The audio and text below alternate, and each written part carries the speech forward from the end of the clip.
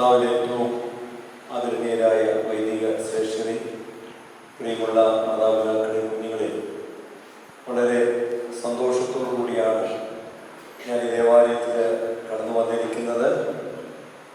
വൈദികനായതിനു ശേഷം റോമൻ കത്തോലിക്ക സഭയിലെ വിശുദ്ധനായ യോസേപ്പ് പിതാവിന്റെ നാമത്തിലുള്ള ചില ദേവാലയങ്ങളിൽ മാത്രമേ ഞാൻ പോയിട്ടുള്ളൂ. അത് മെയ് മാസത്തിലാണ് അവരുടെ എല്ലാ പെരുന്നാളുകളും.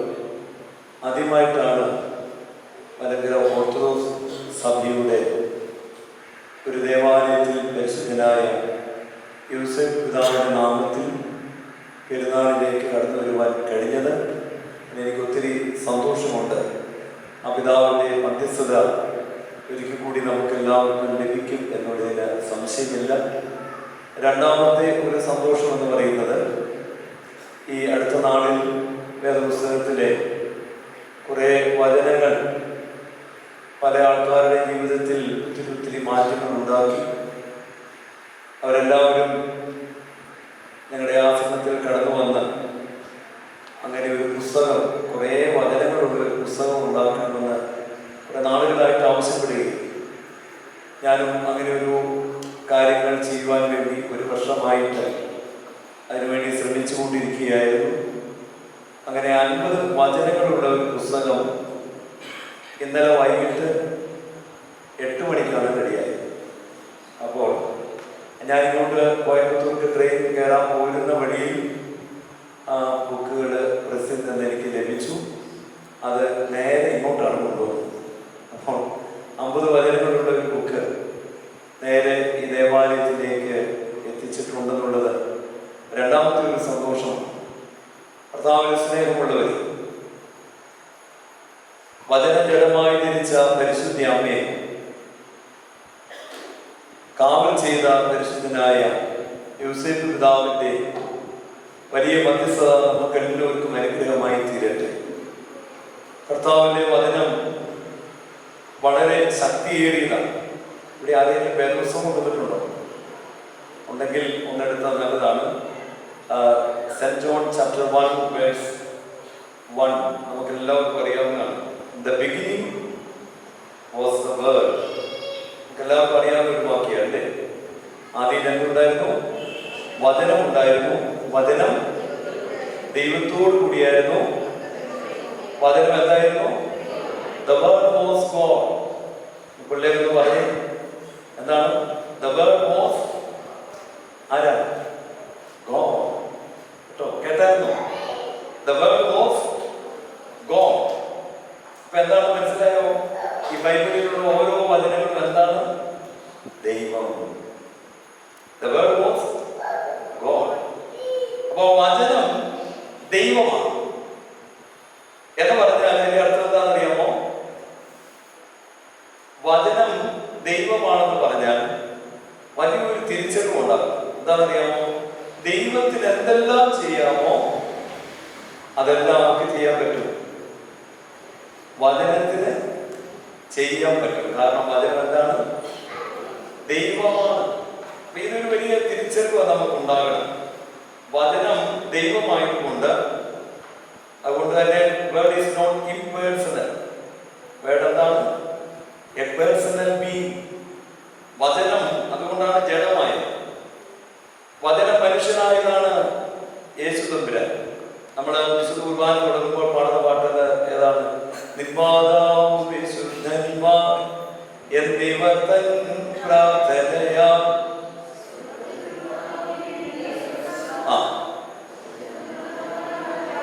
ആ വലിയ ഒന്നുകൂടെ പാടിക്ക്. വചനമതാം രാജാധീശ എന്ന് പറഞ്ഞാൽ രാജാതി രാജാവായവൻ വചനമാണ്. ഇവിടെ ദൈവം എന്തെല്ലാം ചെയ്യുന്നുവോ അതെല്ലാം വചനം ചെയ്യും.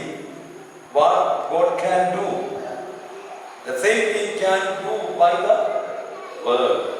വചനത്തിന് ചെയ്യാൻ പറ്റും. അതുകൊണ്ട് തന്നെ പ്രിയമുള്ളവരെ, പരിശുദ്ധനായ പൗലോസ്ലീഹ എബ്രായ ലേഖനം എഴുതിയപ്പോൾ ഇതിന്റെ 3-ാം വാക്യത്തിൽ പറയുകയാണ്, the universe was created by the word of God. The whole universe സർവപ്രപഞ്ചവും നമുക്ക് കാണാൻ പറ്റുന്ന ഒന്നിൽ നിന്നല്ല ഉണ്ടായത്. പിന്നെ എവിടെ നിന്നാ ഉണ്ടായത്? By the word of God. ദൈവത്തിന്റെ വചനത്താൽ ഈ പ്രപഞ്ചമുളവായി. 33-ാം സങ്കീർത്തനം 6-ാം വാക്യത്തിൽ പറയുകയാണ്, by the word of God the heavens were made. അത് ഹെവൻസ് എന്ന് പറയുന്നത് സ്വർഗവും സ്വർഗാദി സ്വർഗവും എല്ലാം നിർമ്മിച്ചത് വചനത്താലാണ്. അവിടെ മറ്റൊരു കാര്യം കൂടെ പറയുന്നുണ്ട്, ദൈവത്തിന്റെ ശ്വാസമുണ്ട്. എന്തുണ്ട്? ശ്വാസം.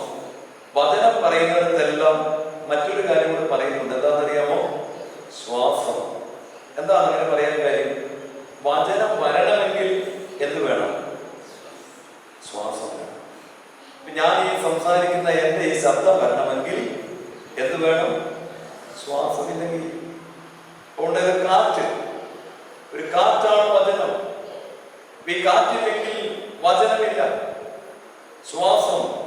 അതുകൊണ്ടാണ് 33-ാം സങ്കീർത്തനം 6-ാം വാക്യത്തിൽ പറയുകയാണ്, വചനത്താൽ സ്വർഗമുണ്ടായി, ശ്വാസത്താൽ സ്വർഗത്തിലെ സകല സൈന്യങ്ങളും ഉണ്ടായി.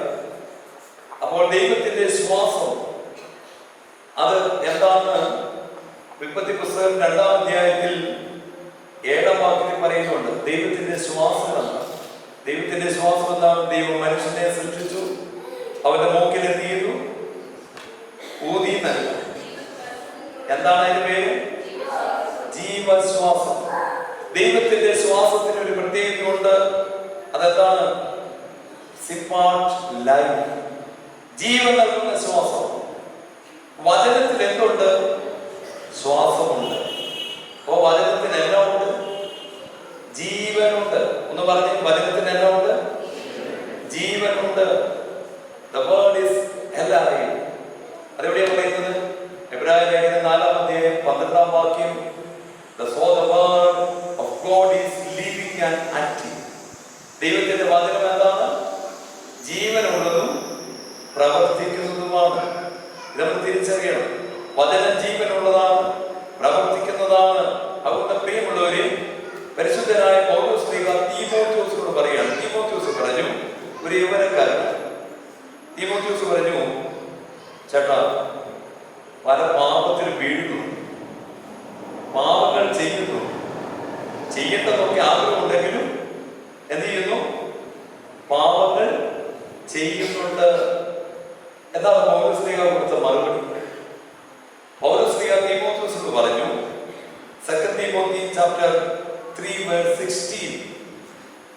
2 തീമോഥെയോസിന്റെ പുസ്തകം 3-ാം അധ്യായം 16-ാം വാക്യം.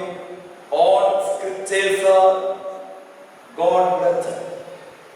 തീമോഥെയോസേ, നീ ഭാരപ്പെടരുത്.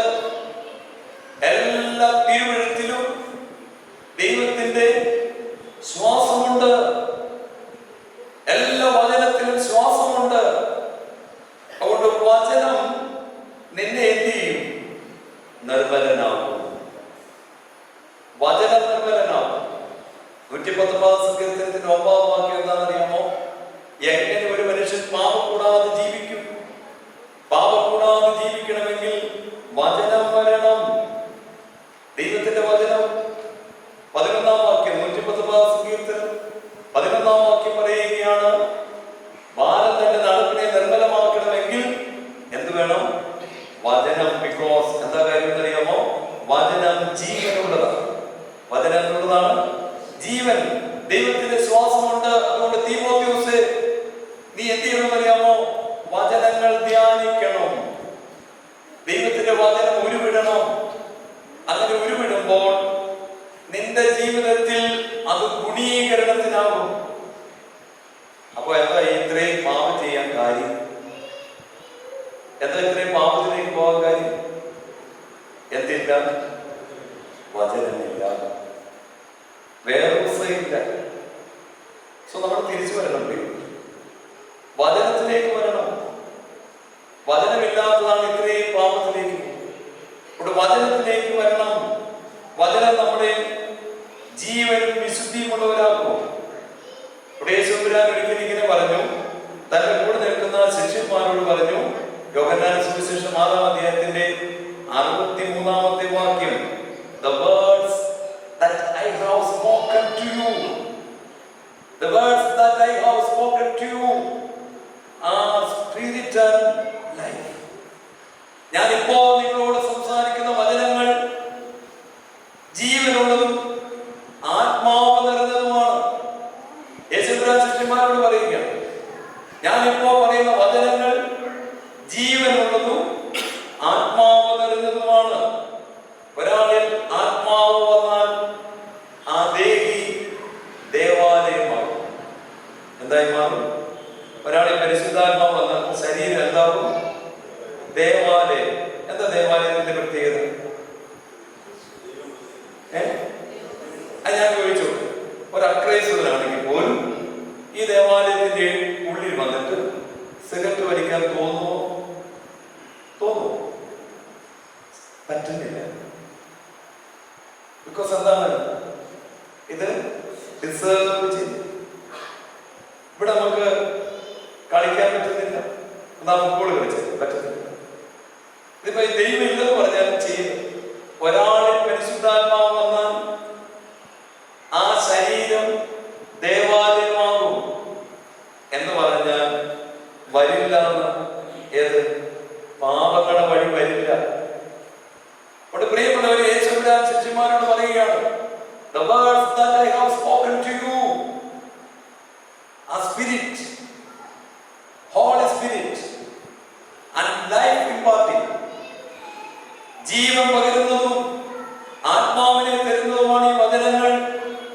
അവിടെ യേശുക്രിസ്തു വീണ്ടും പറഞ്ഞു, യോഹന്നാന്റെ സുവിശേഷം 15-ാം അധ്യായത്തിന്റെ 3-ാം വാക്യം, ഇപ്പോൾ നിങ്ങളോട് പറയുന്ന വചനത്താൽ നിങ്ങൾ വിശുദ്ധീകരിക്കപ്പെടും. You are sanctified by the word of God. കണ്ടോ? യേശുക്രിസ്തു പറയുകയാണ്, ഞാൻ പറയുന്ന വചനങ്ങളിലൂടെ നിങ്ങൾ വിശുദ്ധീകരിക്കപ്പെടും. ഒരു സ്ത്രീകൾ വീണ്ടും എഫെസ്യ ലേഖനം 5-ാം അധ്യായം വിവാഹ ഉദാശയും വായിക്കുന്ന ഒരു ഭാഗം. എൻ്റെ അടുത്ത് പറയുന്നത് എന്താണെന്നറിയാമോ? വചനത്താൽ മണവാട്ടിയെ കഴുകി വിശുദ്ധീകരിക്കും. കഴുകാൻ ഉപയോഗിച്ച സാധനം ഏതാ? വചനം. ഏതാണ്? വചനത്താൽ കഴുകി വിശുദ്ധീകരിക്കും. കർത്താവിൽ സ്നേഹമുള്ളവരെ, ദൈവവചനം ജീവനുള്ളതാണ്, പ്രവർത്തിക്കുന്നതാണ്, നമ്മളെ വിശുദ്ധിയിലേക്ക് വഴി നടത്തും. അതുകൊണ്ട് നമ്മൾ എന്ത് ചെയ്യണം? ഈ വചനം നമ്മൾ എന്ത് ചെയ്യും? ഹബക്കൂക്കിന്റെ പുസ്തകം 3-ാം അധ്യായം 9-ാം വാക്യം. ഹബക്കൂക്ക് എന്ന് പറയുന്ന പുസ്തകം 3-ാം അധ്യായം 9-ാം വാക്യം. നിർഭാഗ്യവശാൽ കിട്ടാൻ സാധ്യത കുറവുള്ള ഒരു പുസ്തകമാണ് ഇത്. കാരണം ആള് സാറ്റ് കളിക്കുന്നതാണ്. കാരണം നമുക്കിത് തപ്പിയാൽ തെപ്പിയാൽ എന്ത് ചെയ്യത്തില്ല, കിട്ടത്തില്ല. ഇത് എവിടെയാന്ന് ആർക്കറിയാം അല്ലേ? നാളുകളായിട്ട് നമ്മള് ആ ക്രിസ്ത്യാനി എന്ന നാമധേയം ധരിച്ചവരാണ്. ഹബക്കൂക്ക് എടുക്കാൻ പറഞ്ഞു കഴിഞ്ഞാൽ ഇച്ചിരി പാടാണ് കിട്ടാൻ. കിട്ടിയോ? ഇവിടെ കിട്ടിയിട്ടുണ്ട്. അച്ഛാ, നല്ല ആൾക്കാർ കേട്ടോ, ഇവിടെ ഒത്തിരി പേർക്ക് കിട്ടിയിട്ടുണ്ട്. ഹബക്കൂക്കിന്റെ പുസ്തകം 3-ാം അധ്യായം 9-ാം വാക്യം എന്താണെന്നറിയാമോ? You remove your bow from its holder. നിന്റെ വില്ല് നീ എടുക്കണം.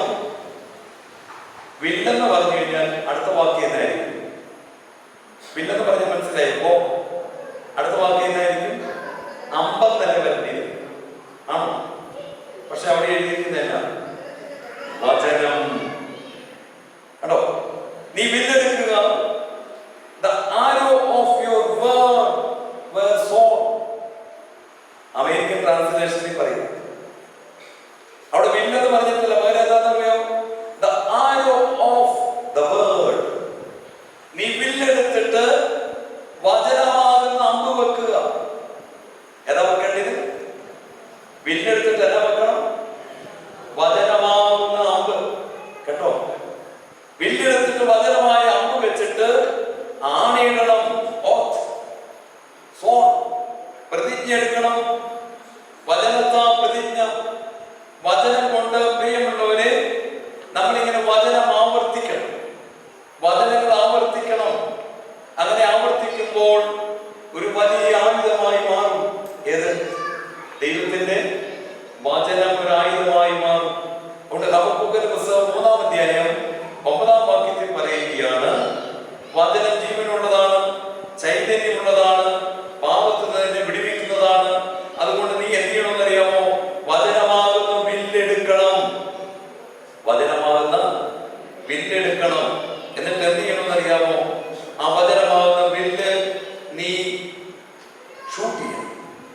അത് ചെയ്യണം. സ്നേഹമുള്ളവരിൽ അനേക കുടുംബങ്ങൾ തകർച്ചയിലാണ്, അനേക വ്യക്തികൾ തകർച്ചയിലാണ്. ഒരായുധമുണ്ട്, എന്താണെന്നറിയാമോ? വചനം. ഭവനം അനുഗ്രഹിക്കും, കുടുംബങ്ങൾ അനുഗ്രഹിക്കും, ജീവിതം മാറും വചനത്തിലൂടെ. കാരണം വചനത്തിന് മറ്റൊരു ശക്തി കൂടിയുണ്ട്. എന്താണെന്നറിയാമോ? വചനത്തിന്റെ ഒരു ശക്തി. ഇപ്പോൾ ഈ പള്ളിയിൽ ഇരിക്കുന്ന ആരുടെയും വിശുദ്ധി ദൈവം നോക്കുന്നേയില്ല. അതെന്താ കാര്യം? ഈ പള്ളിയിൽ ഇരിക്കുന്ന ആരുടെയും വിശുദ്ധി ദൈവം നോക്കുന്നില്ല. എന്തായിരിക്കും കാര്യം? എന്തായിരിക്കും കാര്യം? എല്ലാവരും ആ പരീക്ഷയിൽ തോറ്റുപോയത്. ഇവിടെ ഇരിക്കുന്ന എല്ലാവരും ആ പരീക്ഷയിൽ തോറ്റുവരാം. പിന്നെ അത് നോക്കിയിട്ട് കാര്യമുണ്ടോ? All are free. എല്ലാവരും തോറ്റുപോയി. നീതിമാൻ ആരും ഇല്ല, എല്ലാവരും പാപികൾ. മനസ്സിലായില്ലേ? അപ്പൊ പിന്നെ അത് നോക്കാം, ആ ക്രൈറ്റീരിയ പറ്റത്തില്ല. ഇവിടെ ഇരിക്കുന്ന ആരുടെയും വിശുദ്ധിയല്ല ദൈവം നോക്കുന്നത്. പകരം ദൈവം നോക്കുന്ന ഒന്നുണ്ട്. എന്താണെന്നറിയാമോ? വിശ്വാസം. എന്താ നോക്കുന്നത്? വിശ്വാസം നോക്കും. വിശ്വാസത്തിലൂടെയാണ് വിശുദ്ധി വരുന്നത്. കേട്ടോ, വിശ്വാസം. ഇനി നോക്കിക്കേ, ഇവിടെ ഇരിക്കുന്നവരിൽ വിശ്വാസം എങ്ങനെ ഉണ്ടാകുന്നു? വിശ്വാസം ഉണ്ടാകുന്ന റോമൻസ് ചാപ്റ്റർ 10 വേഴ്സ് 70. വിശ്വാസം വരുന്നത് വചനത്താലാണ്. വിശ്വാസം വരുന്നത് വചനത്താലാണ്. പ്രിയമുള്ളവരെ, വചനം വരുമ്പോൾ വിശ്വാസത്തിന്റെ തലം മാറും. സംശയിക്കാതെ പ്രിയമുള്ളവരെ, ഒരു കാര്യം സംഭവിക്കുമെന്ന് വിശ്വസിച്ചാൽ ദൈവത്തിന്റെ ആശീർവാദം മൊത്തം എങ്ങനെയാണെന്നറിയാമോ? വിശ്വസിച്ചതുപോലെ ഭവിക്കട്ടെ. എന്താ ആശീർവാദങ്ങൾ? വിശ്വസിക്കുന്ന പോലെ ഭവിക്കട്ടെ. ഇവിടെ നിൽക്കുന്ന എല്ലാവരിലും ദൈവം തരുന്ന ആശീർവാദങ്ങൾ നീ വിശ്വസിച്ചതുപോലെ ഭവിക്കട്ടെ. അപ്പൊ സാത്താൻ എന്ത് ചെയ്യുമെന്നറിയാമോ? സാത്താൻ നമ്മുടെ അടുക്കൽ വന്നിട്ട്, ഒരു ഉദാഹരണത്തിന് ഒരു വിദ്യാർത്ഥിയാണെന്ന് വെച്ചു, അവരുടെ അടുക്കൽ സാത്താൻ വരുമ്പോൾ അവന് തന്നെ തോന്നുകയാണ് തോറ്റുപോകും. എന്നാ തോന്നുന്നത്? തോറ്റുപോകും. അങ്ങനെ വിശ്വസിച്ചുകൊണ്ടിരുന്നാൽ ദൈവത്തിന്റെ ആശീർവാദമല്ല, വിശ്വസിച്ച പോലെ ഭവിക്കട്ടെ. എന്ത് സംഭവിച്ചിരിക്കും? തോറ്റിരിക്കും. പല വീടുകളിലും സാത്താൻ വന്നിട്ട് പലരുടെ മനസ്സിൽ തരുന്ന എന്നാന്നറിയാമോ? ഓ, ഈ വീട് ശരിയാവും. അപ്പൊ ഉടനെ കർത്താവ് ഒരു ആശീർവാദം തരികയാണ്, വിശ്വസിച്ച പോലെ ഭവിക്കട്ടെ. എങ്ങനെ ഇത് മാറ്റുന്നത്? ഈ പ്രയാസങ്ങൾ, ഇങ്ങനെയുള്ള നെഗറ്റീവായിട്ടുള്ള ചിന്തകൾ മാറുന്നത് വചനം വഴി, വചനത്തിലൂടെ. അവിടെ റോമാലേഖനത്തിൽ പറയുകയാണ്, ദൈവവചനം നമുക്ക് വിശ്വാസം തരും, വിശ്വാസം തരും. ദൈവവചനം വിശ്വാസം തരും. ഞാനിത് നന്നായി അനുഭവിച്ച ആളുകൾ. ഞങ്ങളുടെ ആശ്രമത്തിൽ കുറെ അച്ഛന്മാർ വന്നപ്പോൾ വെറുതെ ആയിട്ട് അച്ഛൻ എന്നോട് പറഞ്ഞു, എന്നെ നോക്കിയിട്ട് പറഞ്ഞു, അച്ഛൻ എന്തോ കുഴപ്പമുണ്ട്. വെറുതെ പറഞ്ഞു കേട്ടോ, തമാശക്ക് പറഞ്ഞു. ഞാൻ മയങ്ങിയില്ല. പക്ഷെ ഈ അച്ഛൻ എന്ത് ചെയ്തെന്ന് അറിയാമോ? 50 പ്രാവശ്യം എന്നെ നോക്കിയിട്ട് പറഞ്ഞു, അച്ഛൻ എന്തോ കുഴപ്പമുണ്ട്. അപ്പോഴൊന്നും ഞാനൊന്നും വിചാരിച്ചില്ല. ഞാൻ റൂമിൽ പോയി കഴിഞ്ഞപ്പോൾ എനിക്കെന്തോ അതെന്നാ കുഴപ്പം? എനിക്കിങ്ങനെ തോന്നുകയാണ്, എനിക്കെന്തോ ഇത് എവിടെ നിന്നും ഉണ്ടായത്?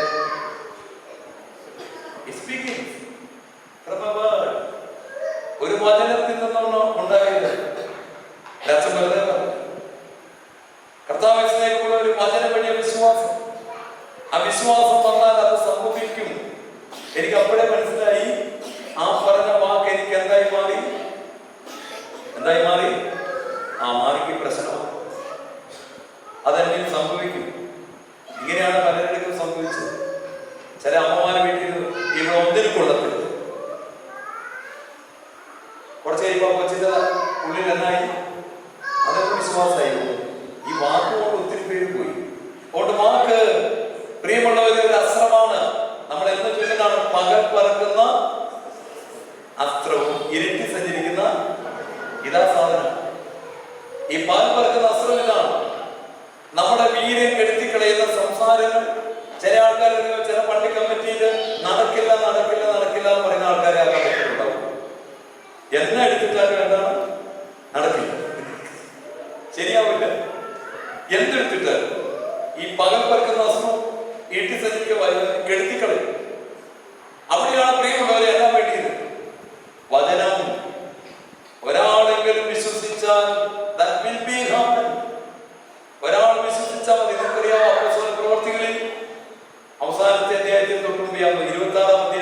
കപ്പല് തകരുകയും. കപ്പലിൽ എത്ര പേരുണ്ടെന്ന് അറിയാമോ? 276 പേര്. ഈശാൻ മൂലൻ എന്ന് പറയുന്ന കാറ്റടിച്ച് ഒരു കപ്പൽ തകർന്നുകൊണ്ടിരിക്കുകയാണ്. ആ കപ്പലിൽ 276 പേരുണ്ട്. അപ്പോസ്തല പ്രവൃത്തികൾ 27-ാം അധ്യായം 35 മുതലുള്ള വാക്യങ്ങൾ. ആ കപ്പലിൽ 276 പേരുണ്ട്. എത്ര പേരാ? എല്ലാവരും ഹൃദയത്തിൽ വിശ്വസിച്ചു, മരിച്ചു. കര കാണില്ല, മരിക്കും. കാരണം വലിയ 14 ദിവസമായി വലിയ സുനാമി കാറ്റ് വന്ന് വെളിച്ചമില്ലാതെ കപ്പൽ മുഴുവൻ അതിന്റെ പലകൾ അടർന്ന് വെള്ളം കയറി മുങ്ങിക്കൊണ്ടിരിക്കുകയാണ്. ഭക്ഷണമില്ല. 276 പേരും ഇങ്ങനെ ജീവിതത്തിന്റെ മറുകര കാണില്ല എന്ന് വിശ്വസിക്കുമ്പോൾ ഒരാൾ പറഞ്ഞു മരിക്കില്ല. ഒരാൾ ആരാണെന്നറിയാമോ? പരിശുദ്ധനായ പൗലോസ് ശ്ലീഹ പറഞ്ഞു ആരും മരിക്കില്ല, ആരും മരിക്കില്ല. ഇറ്റലിയിലേക്ക് പോകുന്ന കപ്പലായി. ആരും മരിക്കില്ല. അദ്ദേഹം എന്ത് ചെയ്തെന്നറിയാമോ? അതിലെ എല്ലാ മാവും എടുത്തു കളഞ്ഞപ്പോൾ പൗലോസ് ശ്ലീഹ പറഞ്ഞു ഇച്ചിരി മാവ് എനിക്ക് വേണം. അദ്ദേഹം ഒരു അപ്പം ഉണ്ടാക്കി. ആ മാവ് കൊണ്ട് ഒരപ്പം ഉണ്ടാക്കി പ്രാർത്ഥിച്ചു, എടുത്തു, ഉയർത്തി, വാഴ്ത്തി, നുറുക്കി. എന്തായിരിക്കും ആ സംഭവം? അതിൻ്റെ അകത്തുണ്ട്. അപ്പോൾ എടുത്തു, ഉയർത്തി, വാഴ്ത്തി, നുറുക്കി എന്ന് പറഞ്ഞാൽ എന്നായിരിക്കും? വിശുദ്ധ കുർബാന. പൗലോസ് ശ്ലീഹ ഒരു അപ്പം എടുത്ത് ഉയർത്തി, വാഴ്ത്തി, നുറുക്കി എല്ലാവർക്കും കൊടുത്തു. പിന്നെ നമ്മൾ കാണുന്നത് എന്താണെന്നറിയുമോ? എല്ലാവർക്കും ധൈര്യമാണ്. ഒറ്റയാൾ വിശ്വസിച്ചു, ആരും മരിക്കില്ല. ആ അധ്യായം തീരുന്ന എങ്ങനെയാണെന്നറിയാമോ? എല്ലാവരും കരയിലെത്തി. എല്ലാവരും കരയിലെത്തി. എങ്ങനെയാണ്? നീന്താൻ പറ്റുന്നവർ നീന്തി, നീന്താൻ അറിയാമെല്ലാത്തവർ പലകമേ പിടിച്ചു. എല്ലാവരും കരയിലെത്തി. വിശ്വാസം വചനം വഴി വരും. അങ്ങനെ പ്രിയമുള്ളവരെ, വചനം നമുക്ക് നന്നായിട്ട് ആവശ്യമാണ്. ദൈവത്തിന്റെ വചനങ്ങൾ ആവർത്തിക്കും തോറും വിശ്വാസമായിട്ട് മാറ്റപ്പെടും. അതുകൊണ്ട് യെശയ്യാവിന്റെ പുസ്തകം 11-ാം അധ്യായത്തിന്റെ 4-ാം വാക്യത്തിൽ പറയുകയാണ്, നീ വചനം കൊണ്ട് അടിക്കണം. ഏതുകൊണ്ടാണ് അടിക്കേണ്ടത്? വചനം കൊണ്ട് he will strike the earth with the rod of his mouth. അതരമാകുന്ന ആ വടി കൊണ്ട് ഭൂമിയെ അടിക്കും. അവന്റെ ശ്വാസം ഈ ഭൂമിയെ ദണ്ഡിപ്പിക്കുമ്പോൾ പ്രിയമുള്ളവരെ തിന്മകൾ മാറും. യെശയ്യാവ് പറയുകയാണ്, വചനം കൊണ്ട് നമ്മൾ എന്ത് ചെയ്യണമെന്നറിയാമോ? അടിച്ചുകൊണ്ടിരിക്കണം. ഞാൻ ഈ പുസ്തകം തയ്യാറാക്കാനുള്ള ഒരു കാരണമുണ്ട്. ഒരിക്കൽ ഈ കാര്യങ്ങൾ അനേകം പറയുമ്പോൾ ഈ വിഷയത്തിന് വേണ്ടി പ്രാർത്ഥിക്കുകയാണ്. ദൈവമേ, ഇങ്ങനെ ഒത്തിരി പേര് ആവശ്യപ്പെടുന്നുണ്ട്, വചനം വേണം. അങ്ങനെ പ്രാർത്ഥിച്ചപ്പോൾ ഒരിക്കലും കിട്ടാത്ത ഒരു വേർഭാഗം കിട്ടി. 2 രാജാക്കന്മാരുടെ പുസ്തകം 13-ാം അധ്യായം 14 മുതലുള്ള വാക്യങ്ങൾ. 2 Kings chapter 13 verse 14 to 19. ഈ ഭാഗങ്ങൾ കിട്ടി. എന്നത് വായിക്കുക. ഇസ്രായേൽ രാജാവായ യോവാശ്, അദ്ദേഹം വളരെ തകർന്നിരിക്കുക. കാരണം എന്താണെന്നറിയാമോ? ഇന്നത്തെ സിറിയ എന്ന് പറയുന്ന രാജ്യമാണ് ആരാമ്യർ ഇസ്രായേലിനെ ആക്രമിക്കാൻ ഒരു കടൽ പോലൊരു സൈന്യം വരികയും, വലിയ കടൽ പോലൊരു സൈന്യം വരുന്നു, ആരാമ്യർ. അപ്പോ യോവാശ് എന്ന് പറയുന്ന രാജാവിന് മനസ്സിലായി തോറ്റുപോകും, ഒന്നും ചെയ്യാനില്ല.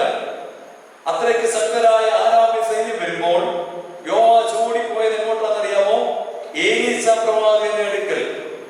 ഏലീശ പ്രവാചകനെ കുറിച്ച് അവിടെ എഴുതിയിരിക്കുന്നത് എന്താണെന്നറിയാമോ? മരിക്കത്തക്ക രോഗം പിടിപെട്ട് കിടക്കുന്നു. ഏലീശ പ്രവാചകൻ എങ്ങനെയിരിക്കുന്നു? മരിക്കത്തക്ക രോഗം എന്ന് പറഞ്ഞാൽ അദ്ദേഹം മരിക്കും. ഏലീശ പ്രവാചകൻ മരിക്കാൻ പോവുകയാണ്. അപ്പോഴാണ് ഈ യോവാശ് ഓടിച്ചെന്നിട്ട് ഇസ്രായേലിന്റെ തേരും തേരാളിയുമായുള്ളവേ, നീ ഇങ്ങനെ കിടക്കുകയാണോ? ഇപ്പോൾ ആരാമ്യ സൈന്യം വന്ന് നമ്മുടെ ഈ രാജ്യത്തെ നശിപ്പിക്കും. അപ്പോൾ ഏലീശ പ്രവാചകൻ പറഞ്ഞതെന്നറിയാമോ? യോവാശ്, എവിടെയാലും വില്ലിരിപ്പുണ്ടോ? അമ്പും വില്ലും. Take the bow and arrow. ഓർക്കണം, ഏലീശ പ്രവാചകൻ പറയുകയാണ്, get a bow and arrow. യോവാശിനോട് പറഞ്ഞു, നീ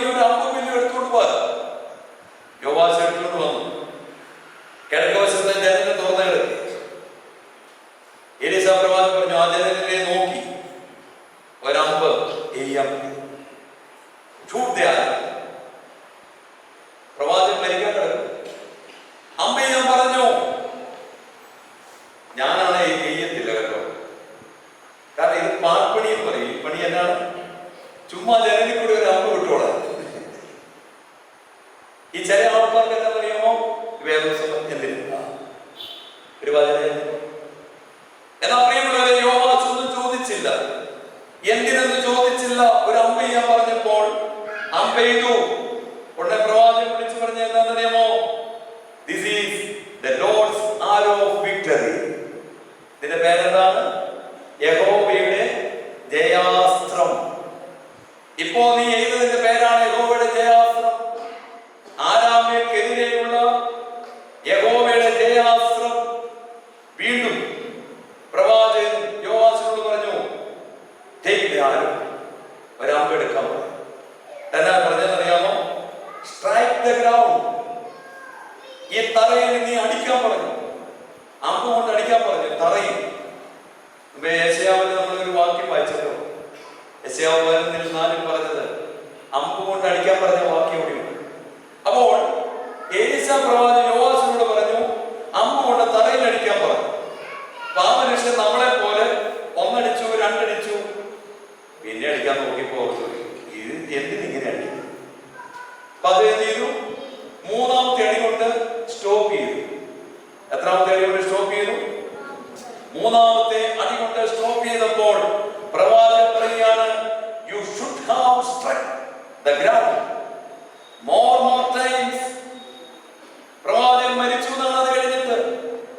യോവാശേ, നീ പല പ്രാവശ്യം നിർത്താതെ ഈ അമ്പ് കൊണ്ട് ഈ നിലത്തെ അടിച്ചിരുന്നെങ്കിൽ ആരാമ്യരെ നീ നിശേഷം ഇല്ലാതാക്കുമായിരുന്നു. ഈ ഭൂമിയിൽ ആരാമ്യരുണ്ടാവില്ല. ഈ അമ്പ് കൊണ്ട് ഈ തലയെ നീ നിരന്തരം അടിച്ചുകൊണ്ടിരുന്നാൽ എന്ന് പറഞ്ഞാൽ അമ്പ് എന്താണെന്നറിയാമോ? വചനം. അമ്പ് എന്താണ്? ആ വചനം ഇങ്ങനെ ആവർത്തിച്ച് ആവർത്തിച്ച് ആവർത്തിച്ച് നിർത്തരുത്.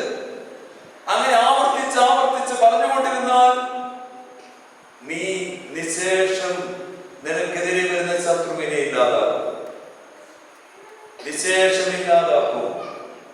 കർത്താവിൽ സ്നേഹമുള്ളവർ, എത്ര പ്രാവശ്യം സാത്താൻ നമ്മളെ വീഴിച്ചു? എവിടെയെല്ലാം വീഴിച്ചു? ഏതെല്ലാം പാപങ്ങളെ വീഴിച്ചു? സത്യം പറയാമല്ലോ, ഇനി ചെയ്യിപ്പിക്കാൻ പാപങ്ങളൊന്നും ആരുടെ ലിസ്റ്റിലില്ല. അപ്പൊ സാത്താൻ നമ്മളെ ഉപേക്ഷിക്കും. മനസ്സിലായില്ലേ? കാരണം ഇനി ഒന്നുമില്ല, എല്ലാം കഴിഞ്ഞു. അപ്പൊ സാധാരണ ആരെ വേണ്ട?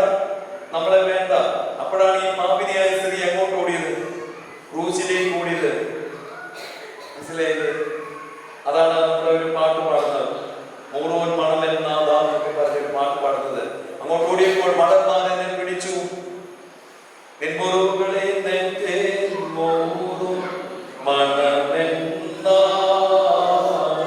ഒരു സ്ത്രീ ഇങ്ങനെ വല്ലാതെ സങ്കടപ്പെട്ടിരിക്കും.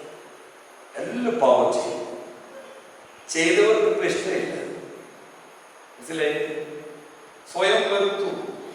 വല്ലാത്ത ദുർഗന്ധ ജീവിതത്തിൽ, വല്ലാത്ത അസ്വസ്ഥത. അപ്പോഴാണ് നല്ലൊരു സുഗന്ധം, നല്ലൊരു സുഗന്ധം എവിടെ നിന്നാണെന്ന് ഇങ്ങനെ അതിങ്ങനെ ശ്രദ്ധിച്ചപ്പോൾ ഒരു മധുര സ്വരം, ആ അതരങ്ങളിൽ നിന്നൊരു മധുര സ്വരം കുഞ്ഞേനെ വിളിച്ചു. എടാ, ഇത്രയും നാളും ഇങ്ങനെ ആരും വിളിച്ചിട്ടില്ല. ഉടനെ ആ ശബ്ദം കേട്ട സ്ഥലത്തേക്ക് പോകാൻ ഒരുങ്ങിയപ്പോൾ പെട്ടെന്ന് കുറെ പേര് വലിച്ചു പിടിച്ചു നിർത്തി. പോകരുത്, പാപിയാണ്, നിനക്ക് പോകാൻ യോഗ്യതയില്ല, അങ്ങോട്ട് പാപിയാണ്. ചില ആൾക്കാർ പറയല്ലേ, ഞങ്ങൾ പള്ളി വരുന്നില്ല, ഞങ്ങൾ ആരാണ്? നിങ്ങൾ വിശുദ്ധന്മാർ എവിടെ ഇരുന്നു?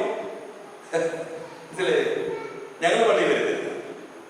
ഇതുപോലെ പാപിനിയായ സ്ത്രീയെ സാത്താൻ പിടിച്ചിട്ട് പറഞ്ഞു, പോകരുത്, അങ്ങോട്ട് പോകാൻ യോഗ്യതയില്ല. എന്നാൽ എന്ത് ചെയ്യുന്നറിയാമോ? അവള് സാത്താൻ ഉപേക്ഷിച്ച ജീവിതം. അവള് ഉടനെ അങ്ങോട്ട് ഓടി, ആ വടന്മാരും വിട്ടോടി. അവിടെ ചെന്നപ്പോ എന്താ കണ്ടത്? ചങ്ക് പിളർന്ന ഒരു മനുഷ്യൻ, രക്തം വാർന്നൊഴുകുന്നു. അപ്പോൾ സ്റ്റിൽ ആ നോട്ടം അവളിലേക്കാണ്. പറഞ്ഞു തൂങ്ങിയ കണ്ണുകൾ കൊണ്ട് നോക്കിയിട്ട് പറഞ്ഞു, മോളെ നീ എന്തിനാ? കർത്താവേ സ്നേഹം കൊണ്ടുവരും. ഇതാണ് വലിയൊരു ശക്തി. ഇതിലേക്ക് നയിക്കുന്നതാണ് വചനം. അതുകൊണ്ട് തീമോഥെയോസിനോട് പൗലോസ് വീണ്ടും പറഞ്ഞു, എടാ, പാപം ചെയ്യാതിരിക്കാൻ നീ ഒരു കാര്യം പറഞ്ഞാൽ മതി, ഞാൻ പറയുന്നത് അങ്ങോട്ട് പറഞ്ഞാൽ മതി. എന്താ പൗലോസ് പറഞ്ഞതെന്ന് അറിയാമോ? കർത്താവ് എന്നെ എല്ലാ പാപത്തിൽ നിന്ന് വിടുവിക്കും. എന്നാ പറഞ്ഞത്?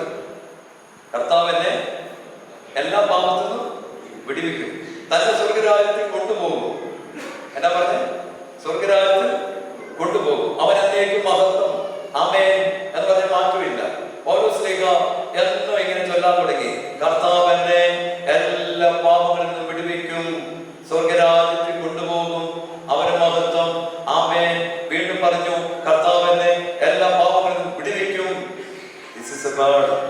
ഇത് ആവർത്തിച്ച് നീ അടിച്ചാൽ, എലീശാ പ്രവാചകൻ മരിച്ചത് ഇങ്ങനെയാണ്. യോവാശേ, ഈ വചനം ആവർത്തിച്ച് നീ അടിച്ചിരുന്നെങ്കിൽ നിന്റെ നേരെ ഇനി ആരാമ്യം വരില്ല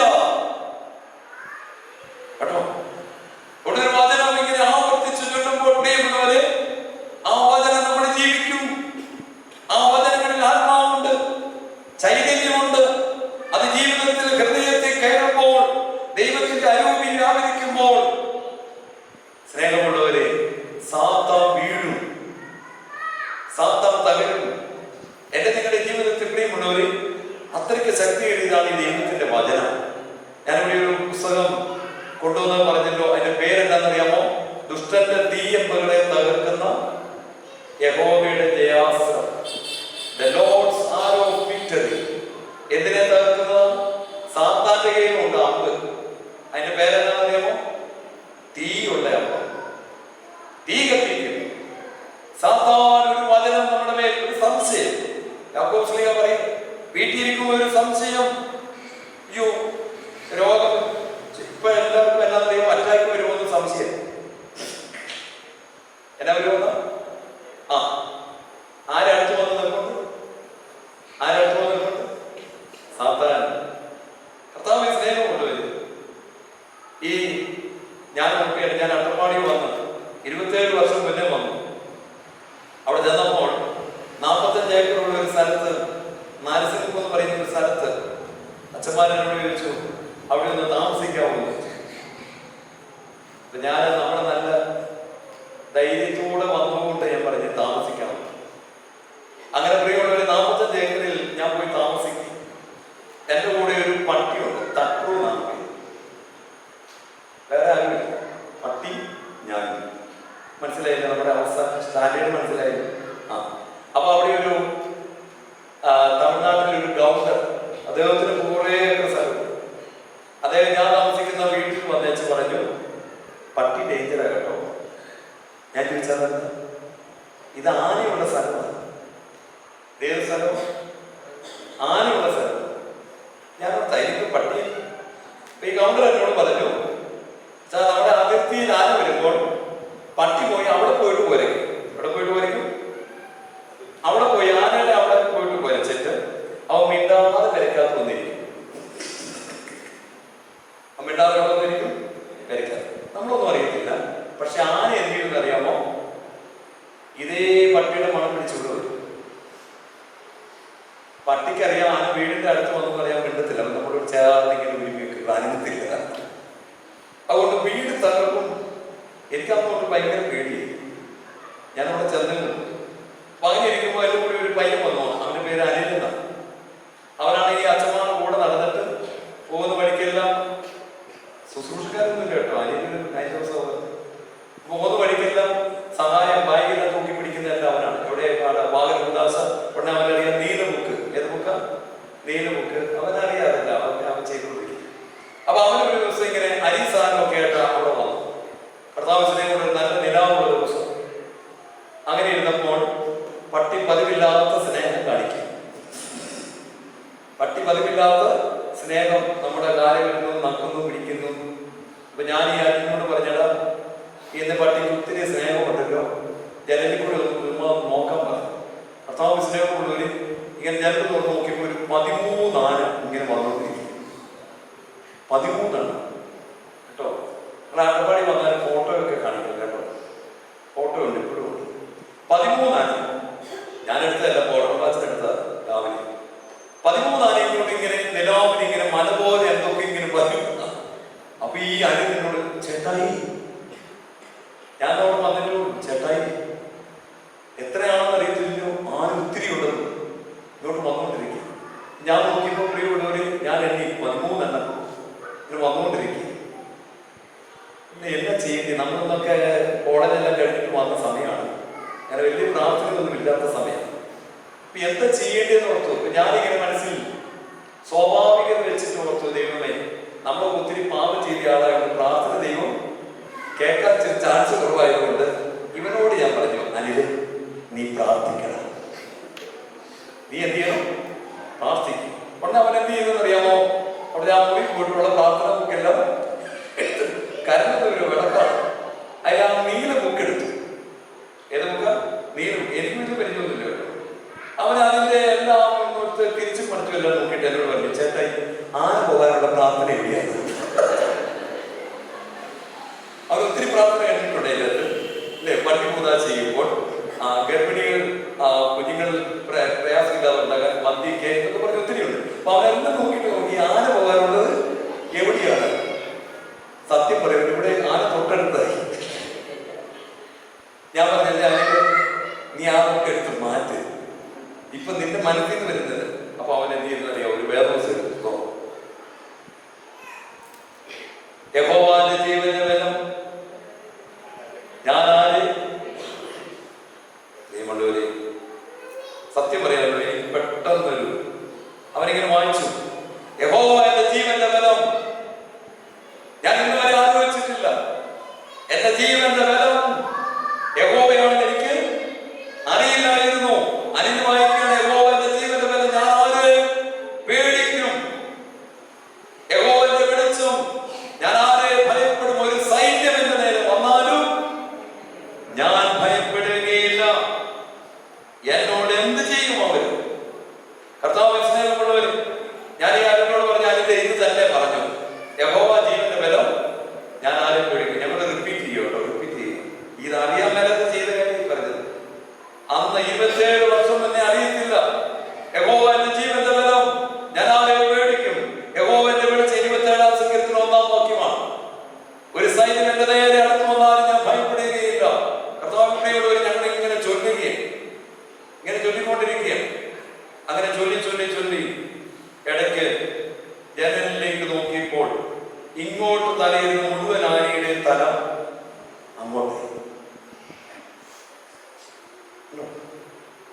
ഇങ്ങോട്ടിരുന്ന എല്ലാം അങ്ങോട്ട്, എല്ലാം തിരിഞ്ഞു നിൽക്കും കംപ്ലീറ്റ്. കർത്താവ് സ്നേഹമുള്ളവര് അവരതിന് പോയില്ലെന്നുള്ള. രാവിലെ 6 ആയപ്പോൾ കോൺട്രംബാസ് വരുന്നുണ്ടായിരുന്നു ഒരു ബൈക്കിൽ സമുദായം. അപ്പോഴും ഉണ്ട് ആന. പ്രഭാതനാണ് ഫോട്ടോ എടുത്തത്. ആന ഇത്രയും ആനയുടെ ഫോട്ടോ എടുത്തു. കർത്താവ് സ്നേഹമുള്ളവര് അന്ന് തൊട്ട് എനിക്കൊരു കാര്യം മനസ്സിലായി, ഇത് ചുമ്മാതെയുള്ള സാധനമല്ല, ഇതിന്റെ അർത്ഥമുള്ളത്, ഇതിനർത്ഥമുണ്ട്. അതുകൊണ്ട് ഏലീശ പ്രവാചകൻ ഒരു കാര്യം പറഞ്ഞേച്ച് മരിച്ചു. വചനമാവർത്തിച്ചാവർത്തിച്ച് നീ പറഞ്ഞാൽ അതൊരു മന്ത്രമായി മാറും, ശക്തിയുണ്ടാകും, അതെന്റെ ജീവിതത്തിൽ പ്രവർത്തിക്കും. തീമോഥെയോസ് പറയാൻ തുടങ്ങി, കർത്താവ് എന്നെ എല്ലാ പാപത്തിൽ നിന്നും വിടുവിക്കും. ഒരു 10 പ്രാവശ്യം പറഞ്ഞാൽ നമ്മൾ സംഭവിക്കും പ്രിയമുള്ളവർ. അതുകൊണ്ട് അത് സംഭവിക്കും. ഞാനൊരു കാര്യം കൂടെ പറയാം, എന്റെ സമയത്ത് 2013 കോട്ടയം ഭദ്രാസനത്തിൽ പള്ളി ഞാൻ പറയുന്നില്ല, എന്റെ ഒരു ധ്യാനത്തിന് വിളിച്ചു. കോട്ടയം ഭദ്രാസനത്തിൽ ധ്യാന ശുശ്രൂഷയ്ക്ക് വിളിച്ചു. അപ്പൊ എന്നോട് പറഞ്ഞു, എല്ലാ മാസത്തിലും 2-ാം ശനിയാഴ്ച ധ്യാനമുണ്ട്. വെള്ളിയാഴ്ച വരണം, അച്ഛനിവിടെ വരണം, താമസിക്കണം.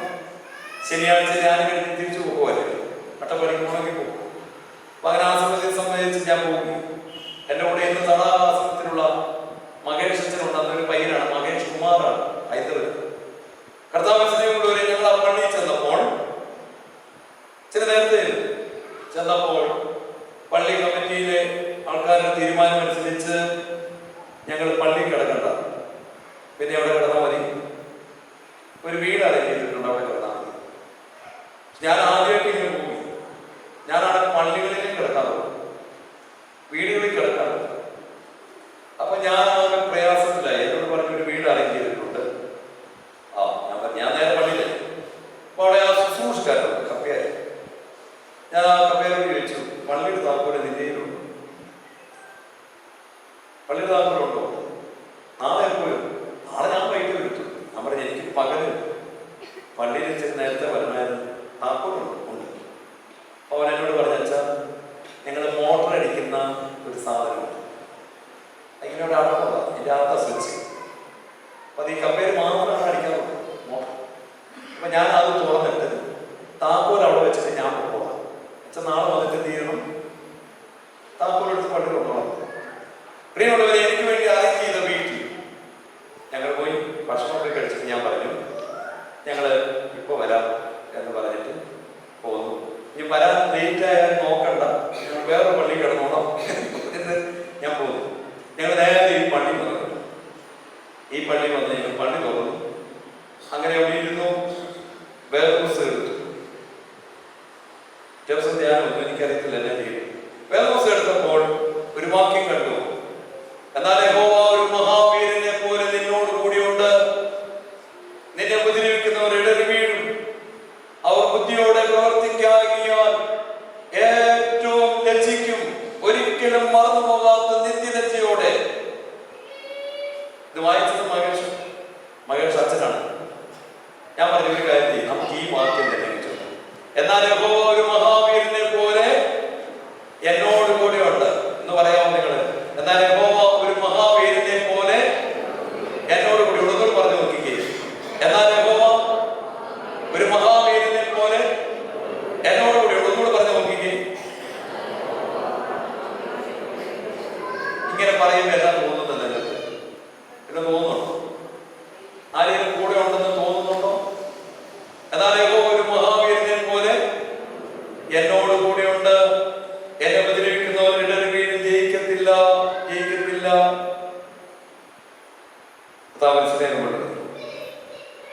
എങ്ങനെ ചൊല്ലിക്കൊണ്ടിരിക്കും? ഇത് തന്നെ ചൊല്ലി രാത്രി മുഴുവൻ ആ പള്ളിക്കകത്ത് മഹേഷ് പള്ളിക്കകത്ത് കിടന്നു. ഞാൻ പിന്നെ രാവിലെ എഴുന്നേറ്റ് നമസ്കാരം നടത്തി ആ നോമ്പ് പേശിക്കൊണ്ടിരുന്ന സമയത്ത് എനിക്ക് തോന്നിയ ഒരു കാര്യം ചെയ്തു. ആ പള്ളിക്ക് ചുറ്റും അങ്ങനെയാണ് ഈ വാക്യം ചൊല്ലി ഞങ്ങൾ പള്ളിക്ക് ചുറ്റും നോമ്പ് പേശി. പിറ്റേ ദിവസം ധ്യാനം നടക്കുമ്പോൾ വികാരി അച്ഛൻ വന്നിച്ച് പറഞ്ഞ, അച്ഛാ കുറച്ച് പേർക്ക് പള്ളിക്കകത്ത് കയറാൻ പറ്റുന്നില്ല. ഞാൻ ചോദിച്ചു, കുറച്ച് പേര് പള്ളിക്ക് പുറത്ത് കയറാൻ പറ്റുന്നില്ല. ഇപ്പൊ എന്ത് ചെയ്യുന്നതിനിപ്പോ? അപ്പൊ നമുക്ക് വികാരിച്ച് പറയാം, നമുക്കൊന്ന് പ്രാർത്ഥിച്ചിട്ട് ഒന്നുകൂടി പ്രാർത്ഥിക്കാൻ പ്രാർത്ഥിച്ചു കഴിഞ്ഞപ്പോ കയറി. ആ ധ്യാനം കഴിഞ്ഞു കേട്ടോ. ഉച്ചയായപ്പോൾ ധ്യാനം കഴിഞ്ഞു. എല്ലാവരും കൈ കുടിച്ചു. ഞാൻ അവിടെയുണ്ട്. ഞാൻ പോകാൻ ഒരുങ്ങി. കുറച്ച് പേര് വന്നിച്ച് പറഞ്ഞു, കുമ്പസാരിക്കണം. ഞാൻ ഈ പറയുന്നത് ഞാൻ ഇതുവരെ ആരും പറഞ്ഞിട്ടില്ലാത്ത കാര്യങ്ങളാണ്. ഇതൊക്കെ ലൈവ് പോകണം. അപ്പൊ ഇനി പറയുന്ന കാര്യങ്ങൾ ശ്രദ്ധിക്കേണ്ട ഒരു കാര്യം കേട്ടോ. കുമ്പസാര രഹസ്യമല്ല. മറ്റൊരു കാര്യം ഞാൻ പറയുന്നത്, ഞാൻ പോയ പള്ളിയിൽ കമ്മിറ്റി കൂടാറുണ്ട്. വികാരിയച്ഛൻ വരാറുണ്ട്. സന്ധ്യക്കാണ് കമ്മിറ്റി കൂടി. വികാരിയച്ഛൻ ഭക്ഷണം കഴിഞ്ഞു. വികാരിയച്ഛൻ വീട്ടിൽ പോയി. പക്ഷെ കമ്മിറ്റിക്കാരും വീട്ടിൽ പോയിട്ടില്ല. അവരെവിടെയുണ്ട്? പള്ളിയിൽ തന്നെ ഉണ്ട്. അച്ഛന് ചോറും കറി കൊടുത്തെങ്കിൽ കമ്മിറ്റിക്കാർ പൊറോട്ടയും ബീഫുമാണ്. മനസ്സിലായി? അവർ പോയിട്ടില്ല. അത് കഴിഞ്ഞിട്ട് അവരെല്ലാം ഭക്ഷണം കഴിക്കുമ്പോൾ അതിലൊരാൾ ഒരു ചെറിയ സാധനം കൊണ്ടുവരും. അതെന്നായിരിക്കും? സ്മോൾ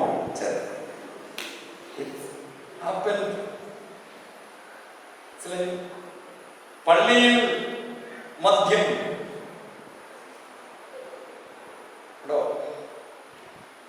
പള്ളിയിൽ ഇങ്ങനെ ഒത്തിരി കാര്യങ്ങളുണ്ട്. എന്തുകൊണ്ട് ഞങ്ങൾ അവിടെ താമസിക്കേണ്ട? ആ കാര്യം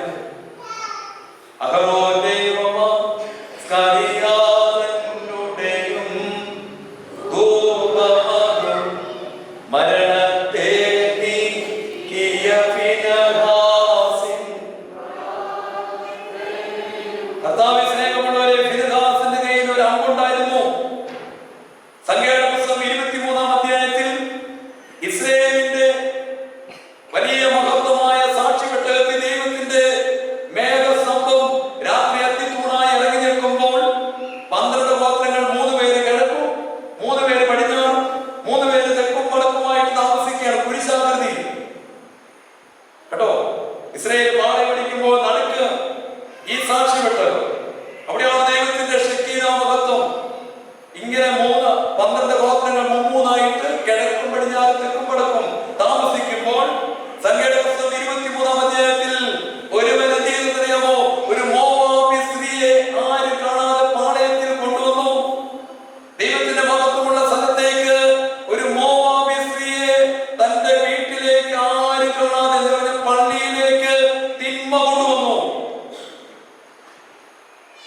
പള്ളിയിലേക്ക് തിന്മ. അപ്പൊ എന്നാ പറ്റിയെന്നറിയാമോ? ആ മഹത്വം ഉണ്ടായിരുന്ന ഷെക്കീന മഹത്വം തീ അങ്ങോട്ട് പടർന്നു. തിന്മ വന്നപ്പോ ദൈവത്തിന് അവിടെ നിൽക്കാൻ പറ്റില്ല, തീ അങ്ങ് പടർന്നു. 25,000 പേര് മരിച്ചു. ഇങ്ങനെ ആൾക്കാർ മരിക്കുന്നത് കണ്ടപ്പോൾ ഫിനെഹാസ്, പ്രിയമുള്ളവര്, ഫിനെഹാസ് ഒരു കുന്നുമായിട്ട് എഴുന്നേറ്റു. എന്ത് സംഭവിച്ചു നോക്കുമ്പോ എന്നാന്നറിയാമോ? പാളയത്തിൽ ഒരുത്തൻ ഒരു മോവാബി സ്ത്രീയുടെ കൂടെ കിടക്കുകയാണ്. ഒന്നും നോക്കിയില്ല, അമ്പെയ്തു, കൊന്നുകളഞ്ഞു.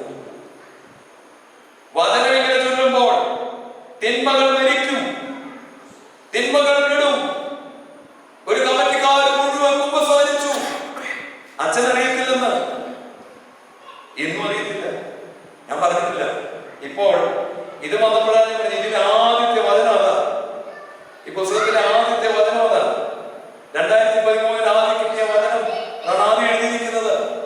ഇസ്രായേലിന്റെ ദൈവം ഒരു വീരനായി, രക്ഷിക്കുന്ന വീരനായി നിന്റെ മധ്യമുണ്ട്. ജയിക്കത്തില്ല അവര്, നിത്യലജ്ജയോടെ, അവരെന്നും നിത്യലജ്ജയോടെ. സ്നേഹമുള്ളവരും എല്ലാവരും വന്നേക്കും. ഞങ്ങളിങ്ങനെ ചെയ്തു പോയി. അപ്പോഴാണ് ആ കെട്ടുകൾ അഴിയുന്നത് കേട്ടോ, മനസ്സിലായില്ലേ? എന്റെ കർത്താവ് സ്നേഹമുള്ളവർ ഒരു വീട്ടിൽ ഒരു വചനം ഇങ്ങനെ ചൊല്ലണം. 50 വചനമുണ്ടില്ല. ആ ചൊല്ലുമ്പോൾ ആവർത്തിച്ച് ചൊല്ലണം. ചുമ്മാ വായിച്ച് പത്രം വായിക്കുന്നവർ വായിക്കരുത്. This is living word. ദൈവത്തിന്റെ ജീവനുള്ള വചനമാണ്. ഇത് നമ്മളെ ചൊല്ലണം. എന്നിട്ട് പിന്നെയും ചൊല്ലുമ്പോൾ വിശ്വാസം വരണം. ഇത് ചൊല്ലാനൊക്കെ രീതിയുണ്ട്. ഞാനിപ്പോ തക്കാലം എന്റെ സമയം കഴിഞ്ഞ് ഞാൻ നിർത്തുകയാണ്. ഈ പുസ്തകം ഇവിടെ ഉണ്ട്, എല്ലാവർക്കും കൊടുക്കണം കേട്ടോ. വേണ്ടിയൊരു എല്ലാവരും കൊണ്ടുപോയിട്ട് കാര്യമില്ല കേട്ടോ, വെറുതെ ചുമ്മാ കൊണ്ടുപോയിട്ട് കാര്യമില്ല. അപ്പം ആവശ്യമുള്ളവർ മാത്രം ഇതെടുക്കുക. 5 വിഷയങ്ങളായിട്ട് ഇതിൻ്റെ അകത്ത് തിരിച്ചിട്ടുണ്ട്. ഒന്നാമത്തത് ഒരു 10 വചനം, ദൈവത്തിന്റെ ഗോഡ്സ് പ്രൊട്ടക്ഷൻ, ദൈവത്തിന്റെ സംരക്ഷണം തരുന്ന വചനം. ഞാൻ ഇപ്പൊ പറഞ്ഞ വചനം ഒന്നാമത്. ഇതാ ഞാൻ രക്ഷിക്കുന്ന വീരനെ പോലെ എന്റെ കൂടെയുണ്ട്. ചൊല്ലിയ പ്രിയമുള്ളവരെ, നമ്മുടെ ഭവനത്തിന്മേൽ ദൈവം ഒരു വീരനെ പോലെ ഇറങ്ങി വരും. രണ്ടാമത്തെ എന്താണ്? പരിശുദ്ധാത്മാവ് വേണം. നമ്മുടെ മേൽ പരിശുദ്ധാത്മാവ് നിറയാൻ വേണ്ടി ഒരു 10 വചനങ്ങൾ അവർ ചൊല്ലിക്കഴിഞ്ഞാൽ പരിശുദ്ധാത്മാവ് നമ്മുടെ മേൽ വരും. മൂന്നാമത്തെ എന്താണെന്നറിയാമോ? തീമോഥെയോസിനോടൊക്കെ പറഞ്ഞു കൊടുത്ത വചനം ഇതാ, കർത്താവ് എന്നെ എല്ലാ പാപത്തിലും വിടുവിക്കും. സാത്താന്റെ മേലൊരു ജയം തരുന്ന 10 വചനങ്ങൾ. മറ്റൊന്ന് എന്താണെന്നറിയാമോ? വളരെ ആവശ്യമുള്ള ഒരു കാര്യമാണ് സഹിഷ്ണുത. എന്താ ആവശ്യമുള്ള? നമ്മളെ ഇറിറ്റേറ്റ് ചെയ്യാൻ ആൾക്കാരുണ്ടാവും. നമ്മൾ പൊട്ടിത്തെറിക്കുകയും ചെയ്യും. പ്രിയമുള്ളവരെ, അത് നമ്മുടെ ഉള്ള പരിശുദ്ധാത്മാവ് നഷ്ടപ്പെടുത്താൻ ഈ ഇറിറ്റേറ്റ് ചെയ്യുന്നിടത്തെല്ലാം സഹിഷ്ണുത ഒരു വചനമുണ്ട്. ആ വചനങ്ങളിലൂടെ, അതുകൊണ്ടാണ് കർത്താവ് വചനം പറഞ്ഞത് സഹിഷ്ണുതയിലൂടെ നിത്യജീവൻ പ്രാപിക്കത്തോളം. സഹിഷ്ണുതയിലൂടെ നിത്യജീവൻ പ്രാപിക്കുന്നു വചനമാണ്. അവസാനത്തെ ഒരു കാര്യം, ദൈവത്തിന്റെ ശക്തി. ഇപ്പൊ ഇങ്ങനെയുള്ള ഒരു 50 വചനങ്ങളുള്ള ഒരു പുസ്തകമാണിത്. എല്ലാവർക്കും തികയുമെന്ന് എനിക്കറിയത്തില്ല, കുറച്ച് ഇത് കൊണ്ടുവന്നിട്ടുണ്ട്. നിങ്ങൾ ആവശ്യമുള്ളവർ അത് എടുക്കുക. നമുക്കൊരു നിമിഷം ഒന്ന് പ്രാർത്ഥിച്ചിട്ട് വീണ്ടും ഒരു ക്യാൻഡിൽ പ്രയർ ഉണ്ടെന്നാണ് അച്ഛൻ പറഞ്ഞത്. ജസ്റ്റ് ഒന്ന് പ്രാർത്ഥിക്കാം, കണ്ണുകളടയ്ക്കാം.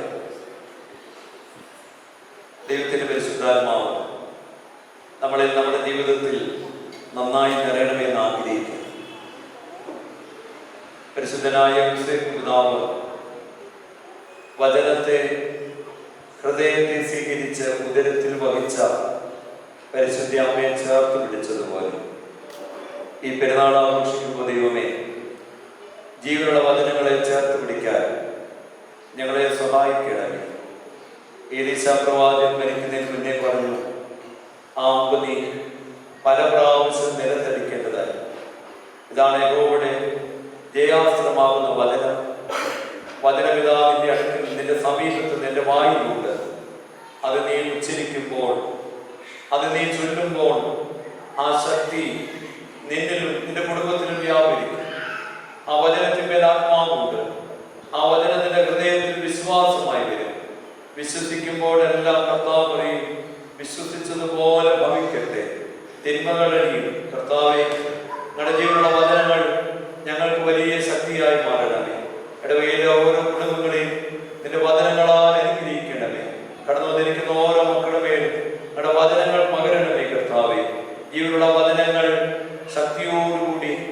കേട്ട വചനങ്ങളെ വിശ്വാസത്തോടുകൂടി ഏറ്റുപറയുവാൻ ഞങ്ങളെല്ലാവരെയും സഹായിക്കണമേ. ആത്മശക്തി ഞങ്ങളിലേക്ക് തരുമാറാകണമേ. കഴിഞ്ഞകാല ജീവിതത്തിലെ വീഴ്ചകളിൽ നിന്ന് ഉണരുവാൻ, പ്രകാശം നേടുവാൻ ഞങ്ങളെല്ലാവരെയും സഹായിക്കണമേ. കടന്നു വന്നിരിക്കുന്ന മക്കൾക്കായി ശ്രമിക്കുന്നു. ഞങ്ങളെ തന്നെ പിതാവിന്റെയും പുത്രന്റെയും പരിശുദ്ധ റൂഹായുടെ നാമത്തിൽ തന്നെ ആമേൻ.